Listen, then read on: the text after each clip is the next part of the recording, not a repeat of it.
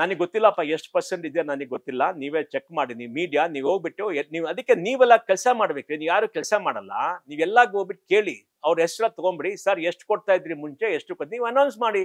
ಅವ್ರು ಕೇಳಿ ಯಾರಿಗೆ ಕೊಡ್ತೀರಾ, ಎಲ್ಲಿ ಹೋಗ್ತೀರಾ ಅನೌನ್ಸ್ ಮಾಡಿ. ಈ ತರ ಮಾಡಿದ್ರೆ ನಮ್ಮ ಸ್ಟೇಟ್ ಉದ್ಧಾರ ಆಗಲ್ಲ ರೀ.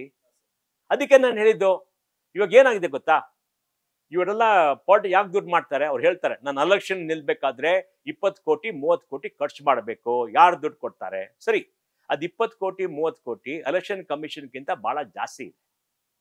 ಅದೆಲ್ಲ ಕ್ಯಾಶಲ್ಲಿ ಮಾಡ್ತಾರೆ. ಇವಾಗ ಅದೇ ತಮಿಳ್ನಾಡಲ್ಲಿ ಹಂಗೆ ಆಯ್ತು, ಎಲ್ಲರಿಗೂ 2,000 3,000 ಕೊಡೋದು. ಇಲ್ಲೂ ಅದೇ ಶುರು ಆಗಿದೆ. ಇವಾಗ ಯಾರಾದ್ರೂ ಒಂದು ಕಾನ್ಸ್ಯೂಮ್ ಆದ್ರೆ 20 ಕೋಟಿ 30 ಕೋಟಿ 40 ಕೋಟಿ. ನಮ್ಗೆ ಶಾಕ್, ಅದು ಎಷ್ಟು ದುಡ್ಡು ಎಲ್ಲಿಂದ ಬಂತು ಅಂತ ಹಿಂಗೆ ಮಾಡ್ತಾರೆ. ಹೇಳ್ತಾರೆ ನಮ್ಗೆ ಯಾರು ದುಡ್ಡು ಕೊಡಲ್ಲ. ನಾವು ಯಾರೋ ಒಬ್ರು ದೊಡ್ಡವ್ರ ಪೊಲಿಟಿಷಿಯನ್ ಕೇಳಿದೆ, ಸರ್ ನೀವು ಯಾಕಿದು ಕಳ್ಳರಿಗೆಲ್ಲ ಟಿಕೆಟ್ ಕೊಡ್ತೀರಾ? ಅವ್ನು ನನ್ಗೆ ಹೇಳಿದ್, ನಂಗೆ ಏನಯ್ಯ ನೀನ್ ದುಡ್ಡು ಕೊಡ್ತೀಯಾ, ಪಾರ್ಟಿ ಓಡ್ಸಕ್ಕೆ ನಿನ್ ದುಡ್ಡು ಕೊಡಲ್ಲ, ದಿನಾಗ್ಲೂ ಬೈತೀಯ ನೀನು, ನಮ್ಗೆಲ್ಲ ದಿನಾಗ್ಲೂ ಬೈತೀಯ, ಅದು ದುಡ್ಡು ಕೊಡಲ್ಲ, ನಾನು ಪಾರ್ಟಿ ಓಡ್ಸೋದು ಹೆಂಗೆ, ದುಡ್ಡು ಬೇಕಲ್ವಾ, ಅವ್ನು ದುಡ್ಡು ಕೊಡ್ತಾನೆ ಸೀಟ್ ಕೊಡ್ತೀನಿ.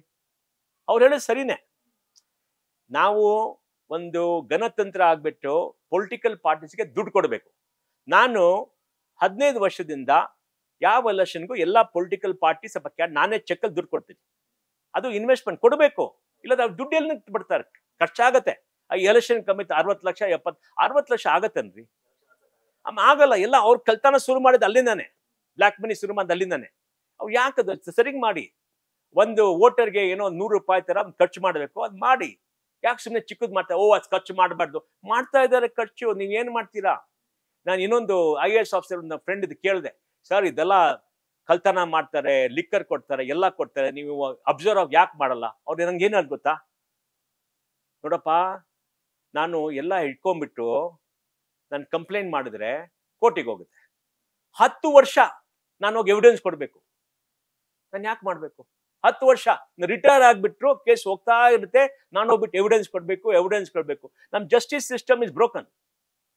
ಕೋರ್ಟಿಗೆ ಏನ್ ಹೋದ್ರು 10 ವರ್ಷ 15 ವರ್ಷ ಹೋಗ್ತಾನೆ ಇರುತ್ತೆ. ಯಾರಿಗೆ ನಾನು ಯಾಕಪ್ಪ ಮಾಡ್ಬೇಕದೆಲ್ಲ?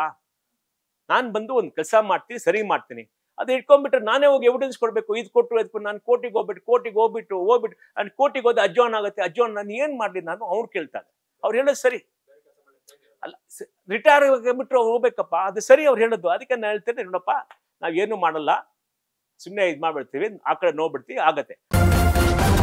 ನ್ಯೂಸ್ ಫಸ್ಟ್ ನಿರ್ಭೀತಿಯಿಂದ ನಿಮ್ಮ ಪರವಾಗಿ.